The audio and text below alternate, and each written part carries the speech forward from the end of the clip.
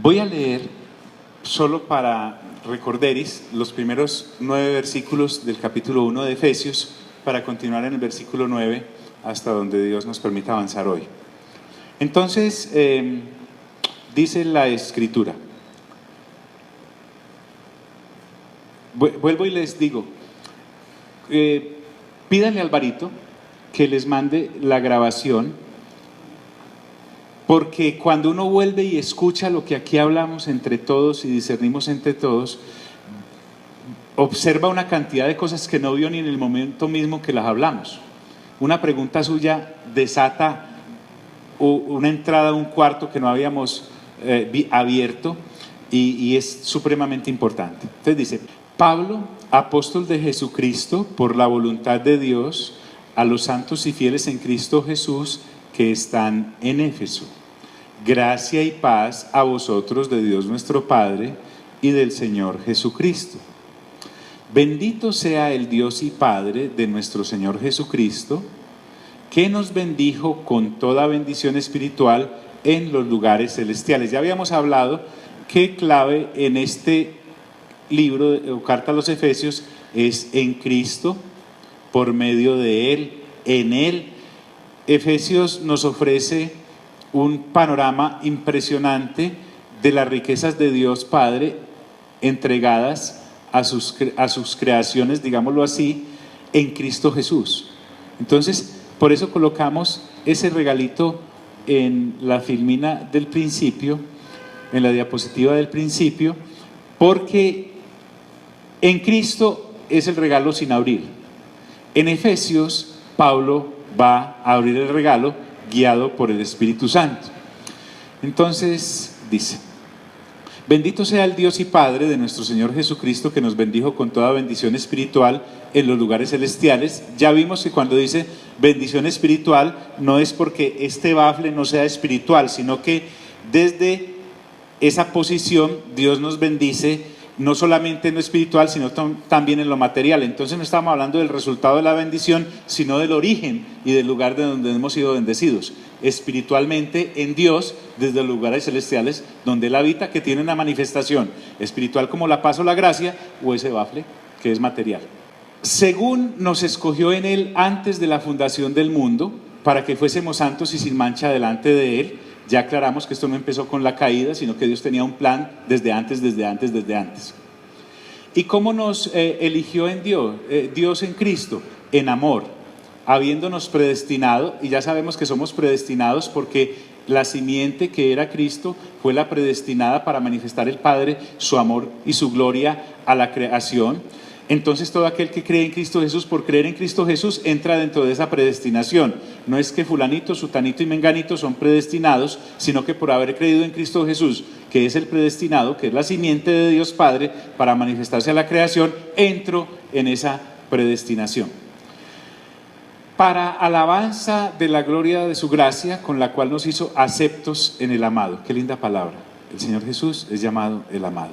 En ese amado tenemos redención por su sangre, porque recuerden que fue la sangre la que nos redimió, y la redención es una de las cosas de la gran riqueza que el Padre ha depositado en Cristo Jesús. No es la única. En quien tenemos redención por su sangre, el perdón de pecados según las riquezas de su gracia. ¿Qué hizo esa gracia? Sobreabundar para con nosotros en toda sabiduría e inteligencia, para entender las cosas de Dios y aplicarlas con la inteligencia aún en nuestro peregrinar actual en la tierra. ¿Cómo esa sabiduría e inteligencia Dios la activa en nosotros? Dice, dándonos a conocer el misterio de su voluntad, y ahí es donde vamos, de aquí empiezo, dándonos a conocer el misterio de su voluntad según su beneplácito, el cual se había propuesto en sí mismo. Recuerde que además esto tiene que ver mucho con lo que vimos el viernes, y es que Dios decidió las cosas por Él mismo. Él no le ha pedido permiso a nadie consultó sí o no. Él lo hace porque a Él desde su misma esencia le fluye así, y como Él le fluye, las hace. Nadie tiene derecho a pedirle cuentas a Dios. Dios tiene todo el derecho de pedirle cuentas a cualquiera. Entonces, ese misterio de su voluntad, según su beneplácito, porque él solo salen cosas buenas, que se propuso en sí mismo porque no consultó con nadie, es el siguiente: reunir algunas cosas, ¿en quién? Entonces, cuando aquí hablamos de todas las cosas, entonces nuestro egocentrismo, además, empieza a ser ubicado y darnos cuenta de que esa cosa no existe. O sea, para Dios esa cosa no existe. En Adán fue que nos las inventamos, el egocentrismo, el egoísmo, todas estas cosas, pero en el nuevo hombre y en la nueva mujer eso está out, no, esa ropa no nos sale. Entonces dice, y una de las cosas que Dios quiso reunir en Cristo somos nosotros. Hay otras cosas, por ejemplo, los ángeles. Hay otras cosas, la naturaleza. Hay otras cosas, toda la creación. Y en estas cosas que Él ha decidido reunir en Cristo, le van a ser sujetas tanto las obedientes como las desobedientes. Nada queda por fuera del ejercicio de la autoridad de Dios. Entonces dice, de reunir todas las cosas en Cristo en la dispensación del cumplimiento de los tiempos, que vimos que el cumplimiento de los tiempos es cuando Cristo es manifestado, hecho hombre. Cristo Jesús, Gálatas capítulo 4, versículo 4 dice, cuando vino el cumplimiento de los tiempos. Entonces hay un cumplimiento de los tiempos cuando Jesús se manifiesta, pero también me proyecta a un cumplimiento de los tiempos, y es cuando en Dios nosotros seamos manifestados plenamente por su gracia. Y dice, el reunir todas esas cosas, el Espíritu Santo nos aclara que son las que están ¿dónde? En los cielos. Le pregunto, ¿ustedes estamos en los cielos en este momento? No, pero entonces hay cosas en los cielos. En los cielos, por ejemplo, ¿qué hay? Ya que hemos aventurado un poco en Apocalipsis, ¿qué vimos allá en el tercer cielo, ahí al lado del trono? ¿Qué vimos? Los 4 seres vivientes, los 24 ancianos, millones de ángeles, hay serafines, hay querubines, hay de todo, hay allá, hasta caballos hay, porque dice que una cantidad de caballos vendrán, todo eso es bien. Entonces, de reunir todas las cosas en Cristo en la dispensación del cumplimiento de los tiempos. No voy muy rápido, voy bien así, ¿cierto? Estoy trabajando sobre la base de la clase pasada. Así las que están en los cielos como las que están ¿dónde? En la tierra. Pero aún Filipenses va más allá, y es que en el nombre de Jesús se doblará toda rodilla de lo que está ¿dónde? Arriba ¿dónde? En el cielo. ¿Abajo en dónde? En la tierra. ¿Y debajo de dónde? De la tierra. Mira la preeminencia. Entonces, ese es el misterio guardado por todos los tiempos, que Dios en su beneplácito había decidido, mediante su plan y su propósito, que ocurriera. Nuevamente, una de las claves del libro de Efesios es esta expresión, en Él, o sea, en Cristo, en sí mismo. Se repite casi 30 veces esta expresión en la carta. ¿Qué quiere hacer Pablo con esto? Recordemos nuevamente ¿qué estamos haciendo nosotros hoy, martes, aquí en el año 2016? ¿Qué estamos haciendo? Renovando nuestro entendimiento para poder comprobar cuál es la buena voluntad de Dios, agradable y perfecta.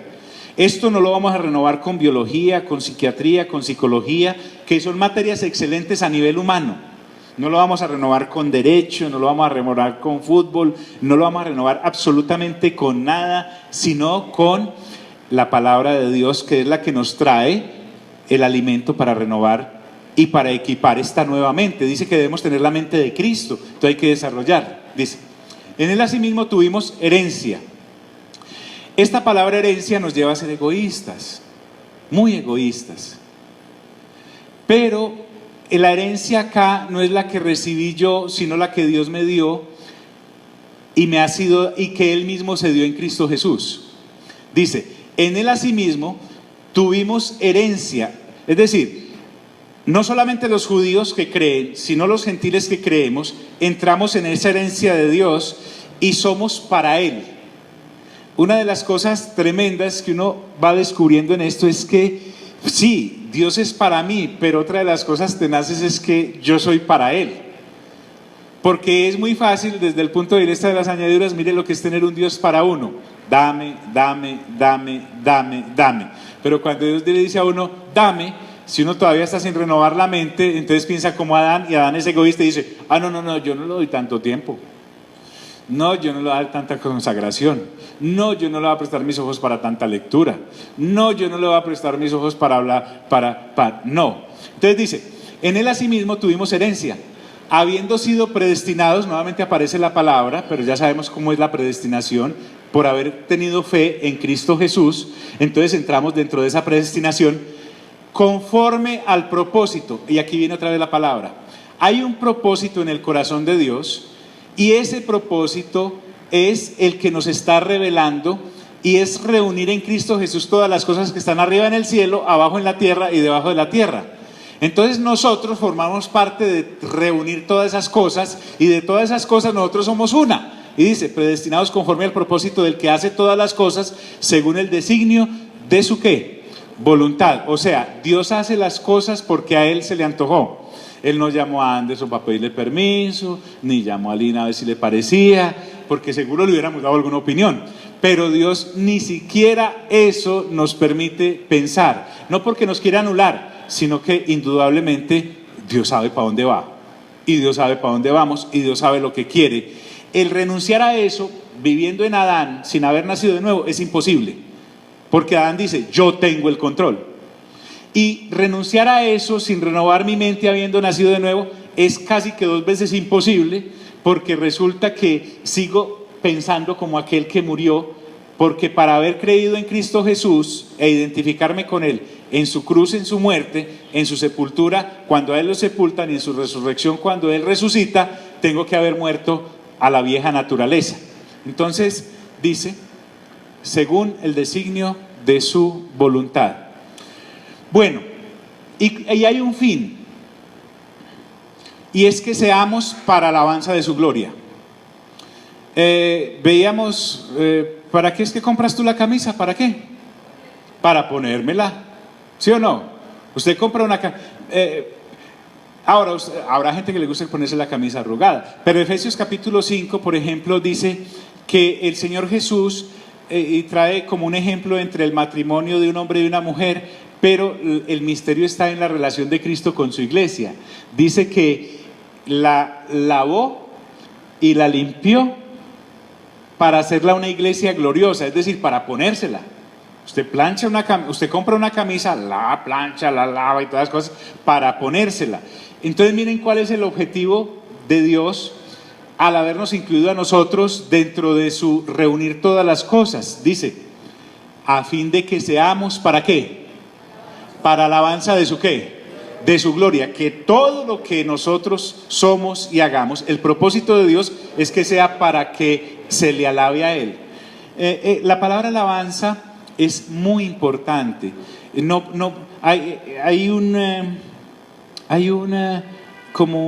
Hay 2 cosas inseparables. Donde hay alabanza hay gratitud.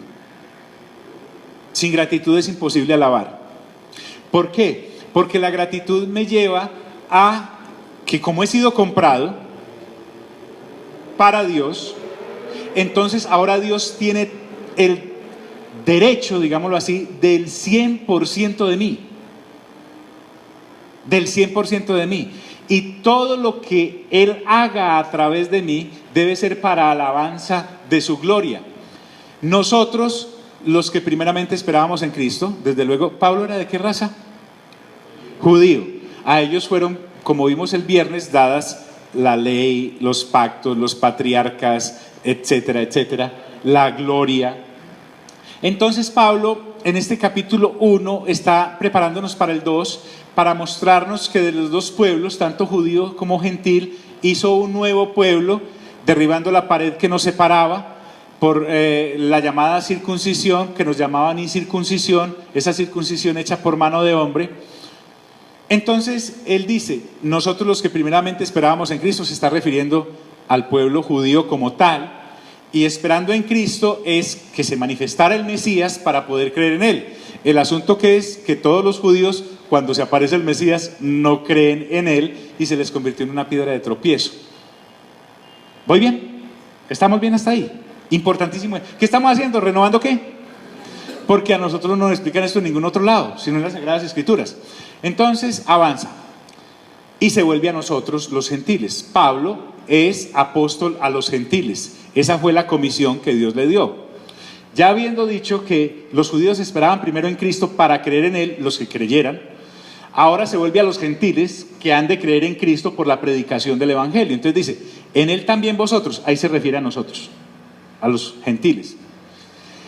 Estos gentiles, de los cuales usted y yo formamos parte, ocurre tres cosas que impactan su vida.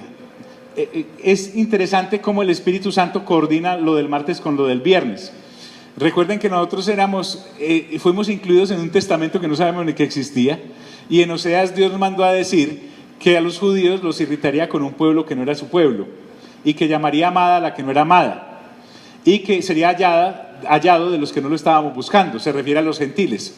Entonces, la única forma en que los gentiles pudiésemos creer en Cristo Jesús es por la predicación ¿de qué? ¿De la palabra de qué? De verdad, o sea, la palabra del Evangelio, la palabra del reino. Sí, pastora. Entonces, miren tres facetas. Para un gentil entrar en esa predestinación de la que acaban de hablar, primero tiene que escuchar la palabra del qué. ¿La palabra de qué? De verdad, que es la del Evangelio. Una vez ha escuchado la palabra de verdad, se da cuenta de que es el Evangelio de nuestra salvación. Él habla de vuestra porque él es judío que creyó en Cristo Jesús. Ahora le habla al gentil y la hace también, esa palabra la hace de él. Leámoslo completico. Dividí el versículo porque es que es muy importante. En él también vosotros, me está diciendo, usted gentil que no estaba ni en los pasillos de la idea de los judíos para entrar a ser nación de Dios, una vez ha escuchado la palabra de verdad, que es el Evangelio de su salvación. Cuando a mí me predican el Evangelio, el verdadero Evangelio, no el de las añadiduras, sino el verdadero Evangelio, yo me doy cuenta que tengo entrada a una relación con Dios por medio de Jesucristo. Los gentiles no podemos entrar como nadie más puede entrar a una relación con Dios, sino a través de Cristo Jesús, porque la Biblia dice que hay un solo mediador entre Dios y los hombres. ¿Quién? Jesucristo hombre. No hay nada más. Ni los judíos podían entrar por la observancia de la ley, ni los gentiles por la ausencia de ella. Entonces dice, el Evangelio de vuestra salvación. Entonces, primero hay un Evangelio que es la palabra de la verdad, ese Evangelio que es la de la salvación, pero no basta con oír solo el mensaje, porque hay muchas personas que han escuchado el mensaje, pero no han ¿qué? No han creído. Entonces por eso dice, y habiendo creído en él. Miren el proceso ahí. Se me predica la palabra de verdad, me doy cuenta que es el Evangelio de salvación, para tener mi comunión restaurada con Dios, pero no solamente me tengo que dar cuenta, sino decir, sí, creo en eso, y habiendo creído en él, viene algo. En estos días alguien me preguntaba, ¿en qué momento yo recibo el Espíritu Santo? La respuesta en ese momento para esa persona fue, hay diferentes formas, según lo vemos en Hechos de los Apóstoles, pero si vamos a hablar de un orden exacto, primero escucho ¿qué? ¿La palabra de qué? De verdad. Me doy cuenta que ese es el Evangelio de la salvación, y en segundo lugar, entonces, ¿qué hago? Creo en él. Una vez he creído, viene lo siguiente, ser sellado, ¿con quién? Aquí no podemos hablar de con qué, sino de con quién. Ahora, el Espíritu Santo, ¿qué es o quién es? Es Dios. El Espíritu Santo es Dios. Esta palabra sellados es muy interesante. En los tiempos antiguos, aún hoy, en algunas esferas se derretía parafina caliente, la parafina, y la persona colocaba el sello que identificaba que esa correspondencia era enviada por él o esa cosa le pertenecía a él. Un ejemplo en las Sagradas Escrituras. Cuando los judíos van y le dicen a Pilato que habían escuchado a los seguidores de Jesús que al tercer día resucitaría, le pidieron una guardia para ir a sellar la piedra, de manera, según ellos, que el primer error, que era haber creído en Cristo Jesús como Mesías, no fuera a ser más grande el segundo, que era que se robaran el cadáver y hablaran de que hubiera resucitado. Entonces cuando ellos van y sellan la piedra, no fue que pusieron ahí a los centuriones nomás a admirar, sino que sobre la piedra colocaron el sello que distinguía el sello del gobernador. El que rompiera ese sello le metía en un problema tremendo. Entonces dice, fuisteis sellados con el Espíritu Santo de la promesa. Este sello que viene de parte de Dios, que es la presencia del Espíritu Santo, que nos valida como adquiridos en este reino, como nueva creación en Cristo Jesús, es la presencia del Espíritu Santo que inunda nuestras almas. Es decir, el sello de Dios, la marca de Dios, el carácter de Dios, carácter viene de ahí también, de sellar, permítame la expresión, como usted va por los potreros y ve que los ganados tienen una marca, hay una marca de parte de Dios que es el sello del Espíritu Santo sobre nuestras almas y sobre nuestras vidas, que nos distingue de todo el resto de los pueblos de las naciones, porque somos pueblo adquirido ¿por quién? Por Dios. ¿Nación qué? Santa, para anunciar ¿qué? Las virtudes de aquel que nos llamó de tinieblas a su luz admirable, dice la primera carta del apóstol Pedro. Entonces, cuando habla, fuisteis sellados con el Espíritu Santo de la promesa, me está diciendo que el Espíritu Santo de Dios viene también dentro de las promesas del Padre. O sea, el Padre no solamente envía al Hijo, sino que también envía ¿a quién? Al Espíritu Santo. Les conviene que yo me vaya, dijo el Señor Jesús, porque así vendrá el Paracleto, el Consolador. Y este Consolador en nosotros cumple esa función de sello, la presencia de Dios sobre nuestras vidas. Con respecto a ese sello, el apóstol entra en un lenguaje jurídico para mostrarnos con algo natural, algo totalmente glorioso y espiritual. ¿Voy bien hasta ahí, amigos? Amigas, ¿vamos bien hasta ahí? ¿Qué estamos haciendo? Renovando nuestra ¿qué?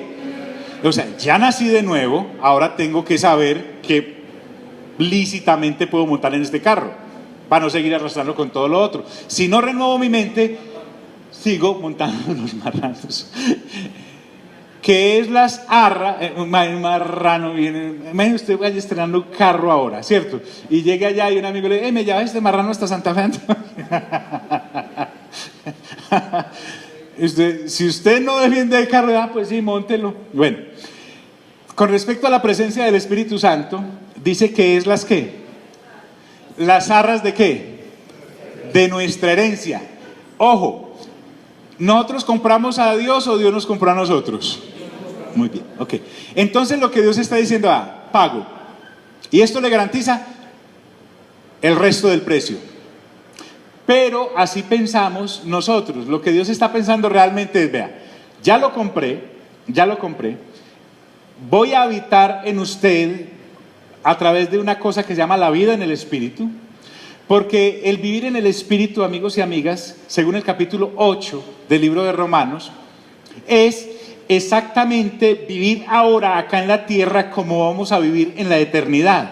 O sea, nosotros no es que vamos a llegar a la eternidad, ay no, qué cosas tan distintas. Se supone que si hemos avanzado en la renovación de nuestro entendimiento y hemos incorporado el sistema de vida de Dios a nuestras vidas, a nosotros lo único que nos falta es el cuerpo aquel, el glorioso, el que no se desbarata, el que puede tener. Entonces dice que es las arras de nuestra herencia hasta la redención de la posesión. Es decir, ya estas son las arras, soy su habitante, vendrá un tiempo en que ya quitaré todas las manos ajenas que todavía los quieren manosear, porque ustedes son ¿qué?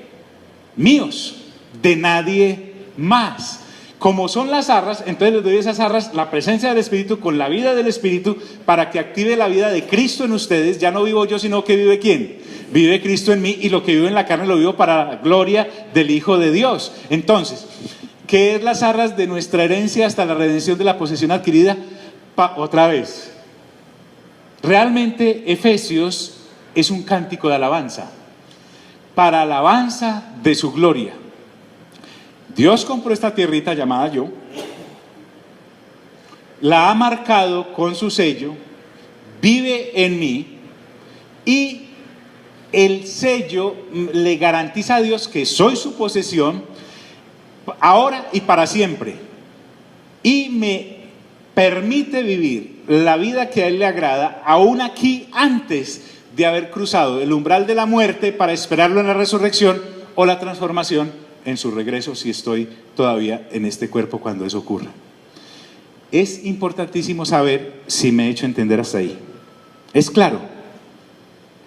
Pero ¿cómo hacemos eso? Tenemos que renovar nuestro entendimiento. Las cosas que se abren acá no nos las enseña en ninguna otra parte, sino en la palabra. Y dice, aquí cambia el apóstol a un escenario. Esos primeros 14 versículos son inmensos en cuanto a lo que hablamos en la primera clase. Cómo Él está destapando las riquezas que el Padre ha dado en Cristo Jesús para reunir todas las cosas en Él, las que están en el cielo, en la tierra y debajo de la tierra, según Filipenses, que en su nombre se doblará toda rodilla. Hemos estado abriendo el regalo de las riquezas, y eso saque y saque y saque y saque. Y Pablo de pronto hace un alto y dice, un momentico, esto hay que redondearlo. Y dice, por esta causa también yo, habiendo oído de vuestra fe. ¿La fe de quién? De los creyentes. En este caso cita esta traducción de Éfeso, pero también puede estar hablándole a través de los tiempos a los creyentes que escuchan y leen esta carta en Medellín en el año 2016, nosotros.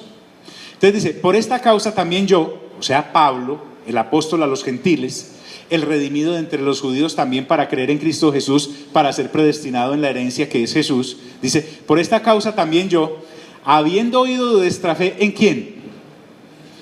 El único tiquete válido para esto es tener fe en el Señor. Ya no, 1, 2, 3, 4, esas 5 palabras para nosotros ya encierran justicia, justificación en Cristo, en las obras de Él, no en las de la ley. Antes éramos gentiles, no éramos ni pueblo, pero ahora somos pueblo. Nosotros ya no somos cualquier ralea, nosotros somos simiente de la simiente. Entonces dice, y de estos creyentes que habían creído en Cristo Jesús, con todo eso que acabamos de ver, también despliegan un amor para con todos los santos. Es decir, un amor que no tiene explicación humana, empieza a haber entre los que hemos nacido de nuevo.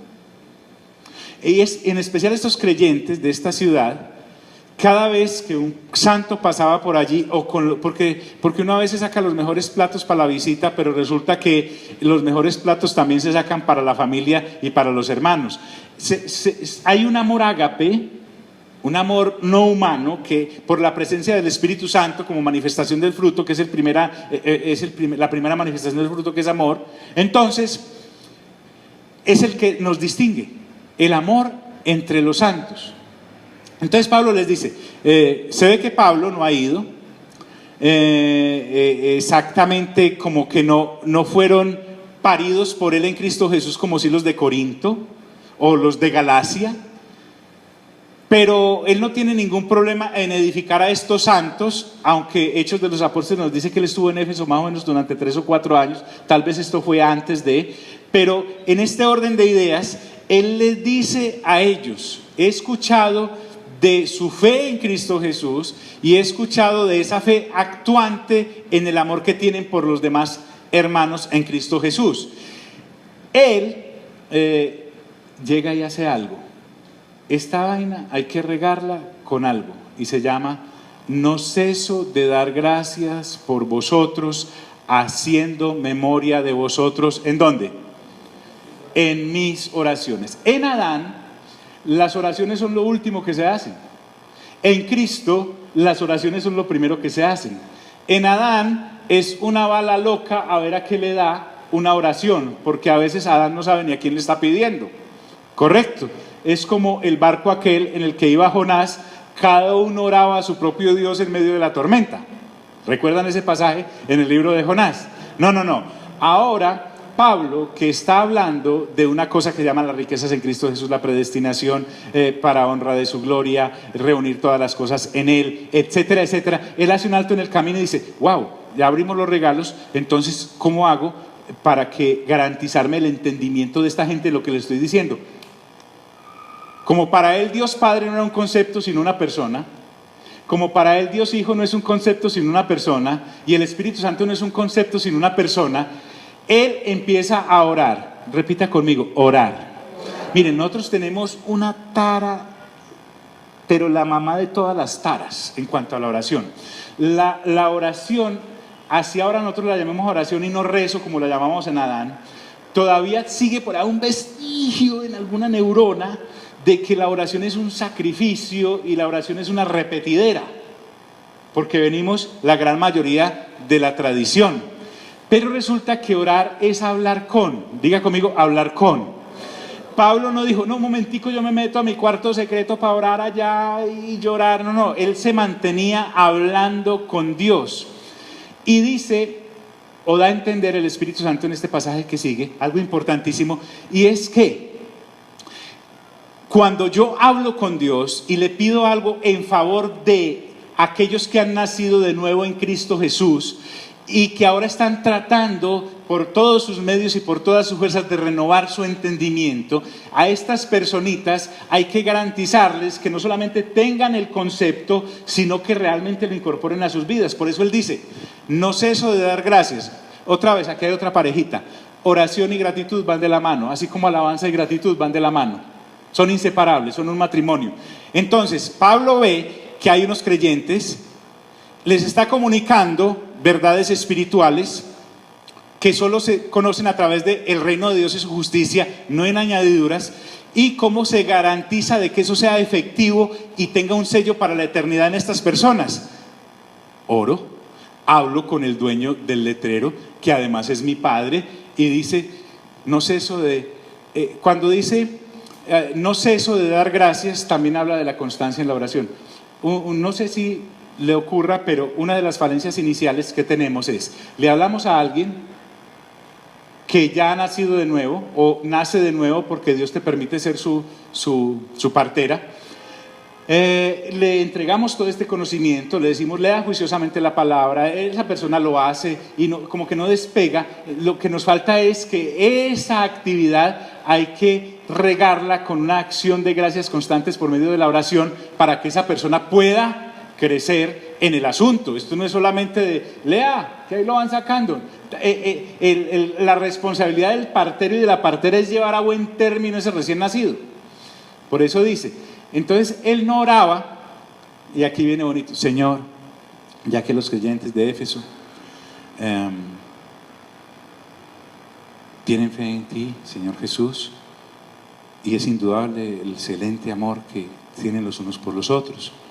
Yo te pido, Señor, que ahora que vienen las vacaciones de agosto, los lleves a todos a Capurganá. Pobrecitos, ellos no han salido en estos últimos años. Amén.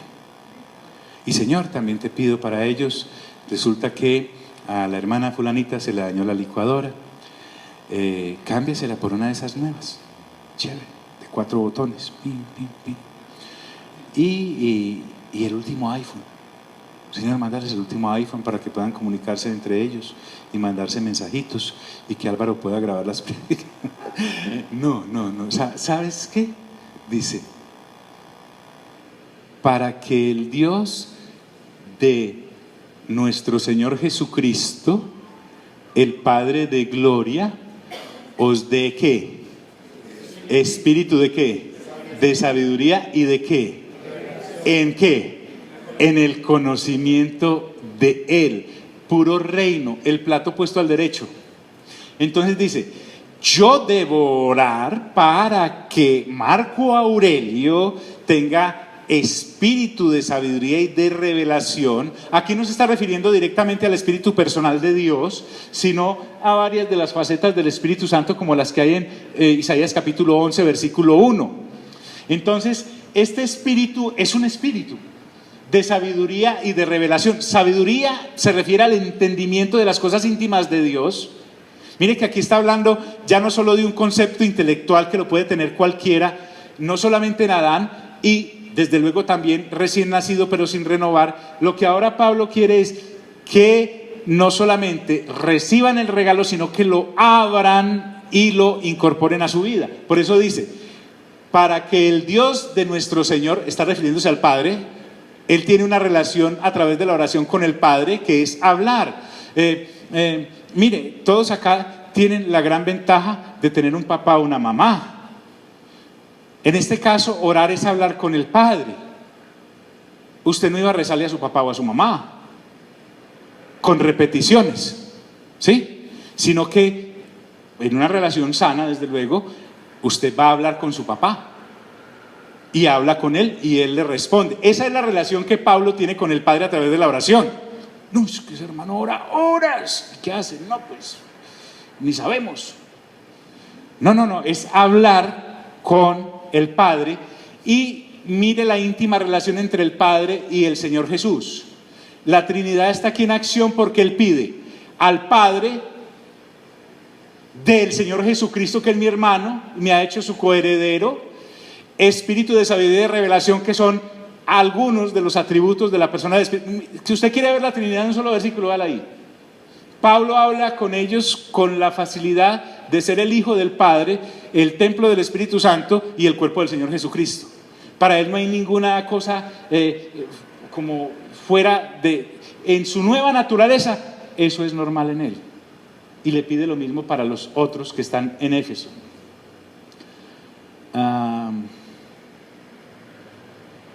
Memo, ¿me puedes conectar esto, por favor? Gracias.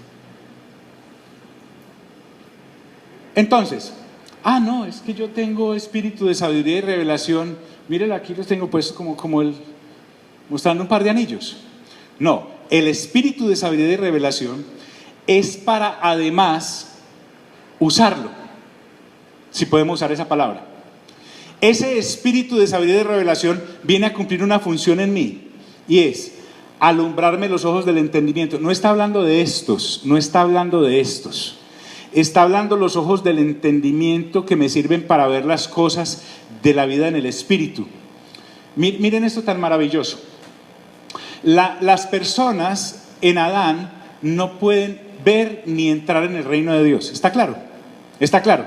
Hay un mundo del espíritu. Miren qué tan claro esto con un ejemplo. El Señor Jesús va tranquilo y llega por allá a un cementerio. Y los demonios, el demonio llamado Legión que habían en el endemoniado, inmediatamente vienen y se tiran como cuando alguien celebra un gol. Y llega hacia los pies de Jesús y le dice: ¿qué tienes conmigo, Hijo del Dios Altísimo? Inmediatamente lo reconoció. Vale, hay cosas espirituales que no se ven con los ojos de esta carne. Otra, unos tipos estaban echando demonios en Hechos de los Apóstoles, y el demonio que hay en el poseso le dice a los que lo estaban echando, dice: yo a Jesús lo conozco, o sea, lo veo. Sé quién es Pablo, porque sé que es un nacido de nuevo con peso espiritual y conocimiento. El tipo al que echa, lo echa. Pero ustedes, ¿quiénes son? Entonces, cuando me habla de alumbrar los ojos de vuestro entendimiento, no es como la película de Constantín o como la película del exorcista para ver demonios. No. Y para ver si los ángeles tienen alas o las alas no tienen plumas. No. Él me está diciendo que necesito que los ojos de mi entendimiento se alumbren para saber cuál es la esperanza a que Él me ha llamado. La esperanza a que Él me ha llamado es en Cristo Jesús, para en Cristo Jesús descubrir todas las riquezas. Y aquí viene, lo leo completo: alumbrando los ojos de vuestro entendimiento para que sepáis cuál es la esperanza a que Él os ha llamado y cuáles las riquezas de la gloria de su herencia en los santos. Entonces, hasta que uno no... las armas de nuestra milicia no son carnales sino poderosas en Dios para la destrucción de fortalezas, dice la Escritura. Entonces son varias cosas que Él quiere que veamos con los ojos alumbrados por el espíritu de sabiduría y revelación. La primera, que nuestros ojos puedan ver, no estos, sino que podamos ver. ¿Y ver qué? ¿A qué he sido llamado? En Él, nuevamente, no para mí. Además, saber cuáles son las riquezas de la gloria de la herencia en sus santos, y otra más. Y la supereminente, Él se despacha en palabras de grandes calificativos. ¿Y cuál? La supereminente grandeza de su poder para con nosotros, los que creemos, según la operación del poder de su fuerza. Indudablemente está hablando de la resurrección. La supereminente grandeza de su poder. Recuerden que el poder de Dios, el Espíritu Santo de Dios, fue el que resucita a Cristo de entre los muertos. Y lo que me está diciendo a mí es que como herencia tendré resurrección de entre los muertos. Pero amigos, ¿cómo voy a valorar yo eso en Adán, o como un nacido de nuevo que no renueva su entendimiento, si yo lo que estoy preocupado es por cubrir el sobregiro del banco? Y eso el gerente no me lo va a recibir. No, es que yo le vengo aquí a hablar de la riqueza, de la resurrección. ¿Se la consigno en cuál formato? Se va a reír de uno, porque no lo va a entender.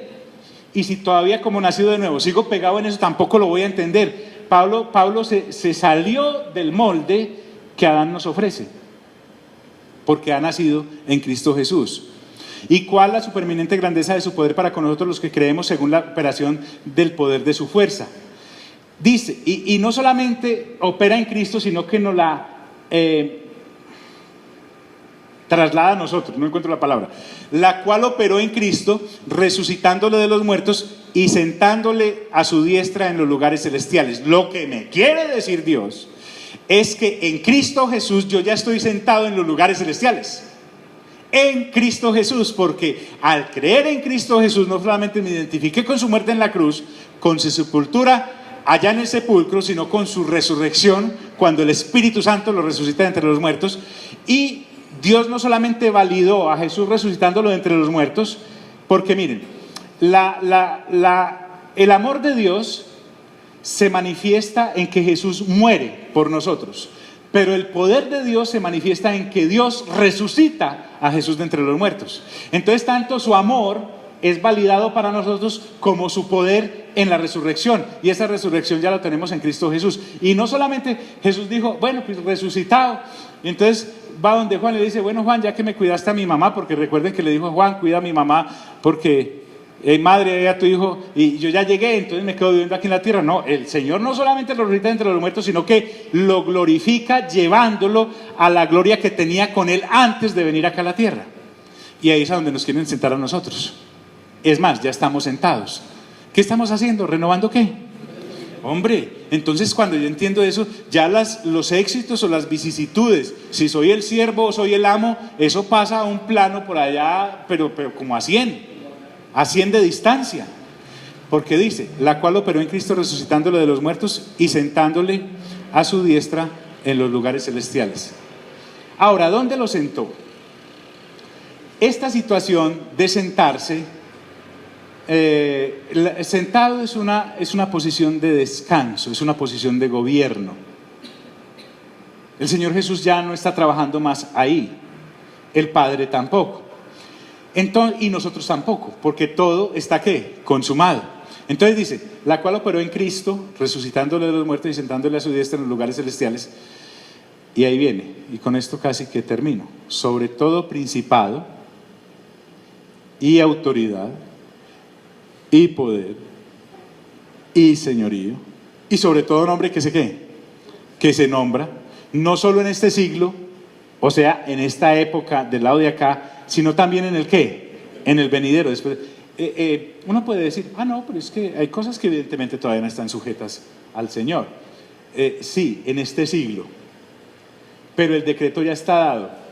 Llegará en el momento en este siglo, en Apocalipsis capítulo 19, 17 y 18, en el que el gobierno milenario de Cristo se haga sobre la tierra, y todo lo que no le estaba sujeto, no porque no estuviese sujeto ya en Dios, sino porque todavía andaban por ahí sin habérseles notificado que la cosa ya estaba hecha.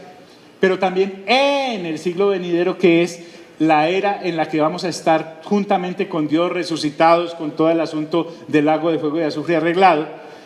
Entonces habrán hombres que sean válidos acá en la tierra para sujetarse por el poder que ostentan o que se les ha delegado, pero ninguno como el nombre del Señor Jesús. Y en el nombre del Señor Jesús no solamente tiene validez a este lado, en este siglo, en esta edad de la humanidad, sino también en la eterna, al otro lado. Y no va a tener solamente la potestad de sentarse, bueno, pues sí, sobre los hombres. No, Señor, también sobre las potestades, también sobre los principados, también sobre todas las autoridades y todos los señores que haya, en este siglo y en el ¿qué?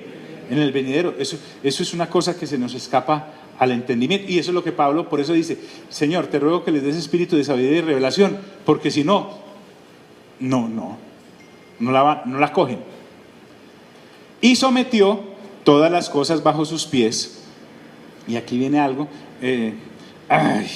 conmutativa, es que es esa ley, que lo que es del uno es del otro, ¿cierto? Ayúdenme. Es que Adán pasteleó todo lo que era matemáticas. Sí, bueno, en fin. Lo que ahora me está diciendo es algo tremendo, y con esto nos vamos para la casa. Y sometió todas las cosas bajo sus pies, claro, y lo dio por cabeza sobre todas las cosas. ¿A quién? a la iglesia, la cual es su ¿qué?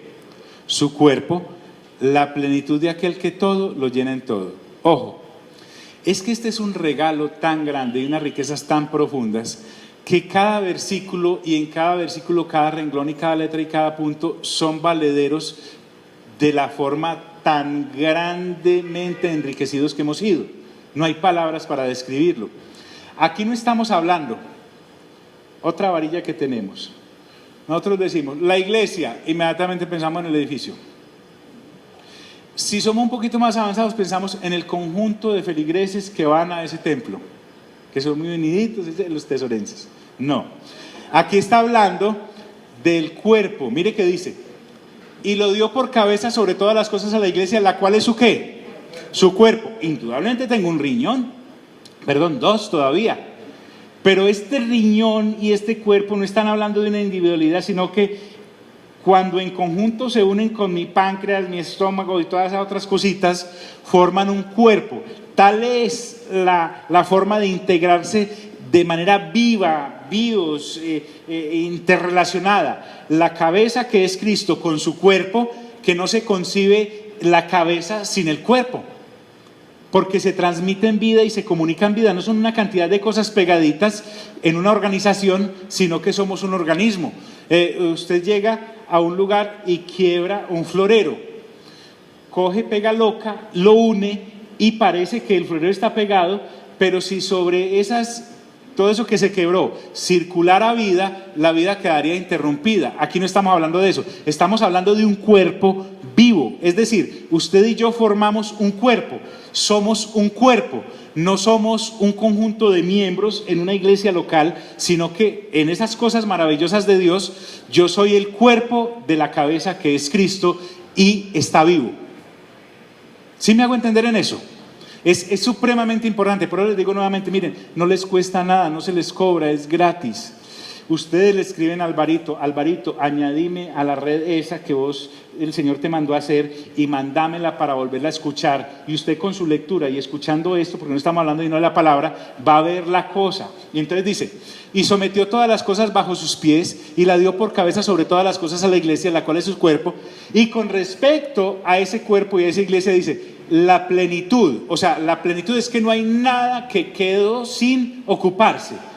La plenitud de Dios en Cristo Jesús es también incorporada a la iglesia, que es su cuerpo, no el conjunto de feligreses que están viniendo a la casa del tesoro en un edificio, sino como cuerpo, como tal, dice, de aquel que todo lo llena en todo. Lo que quiere decir es que nosotros como cuerpo de Cristo somos la manifestación de la plenitud de Dios que ha sido dada en Cristo Jesús, que es la cabeza, y que le es transmitida al cuerpo por la ley asociativa que la doctora dice. Entonces dice, y sometió todas las cosas bajo... amigos, créanme, yo sé que estoy hablando de cosas que aún ni entiendo, pero solo viendo la entrada dice uno, wow. Padre, te damos gracias esta noche por la oportunidad que nos has dado de abrir tu palabra. Gracias por este gran regalo que es la carta a los Efesios, que hoy se hace viva para nosotros. Nosotros salimos de este lugar, mas no de tu presencia. Permítenos, Señor, dedicar el resto de nuestras vidas de una manera completa a renovar nuestra mente para llegar maduros a tu presencia y no con faltantes. No queremos ser de los creyentes salvos con pérdida. No, Señor. Tenemos que y estamos en la obligación de aceptar que hay una renovación de la mente que nos corresponde para poder colocar todas las cosas en su justo nivel en medio de una generación perdida que no tiene ni a quién recurrir y un mundo fracturado que ya no tiene forma de recuperarse. Por eso has hecho una nueva creación en Cristo Jesús, Señor nuestro, tanto de los judíos que creen como de los gentiles que creemos, en todas las edades y para siempre. Amén y amén. Dios nos guarde a todos.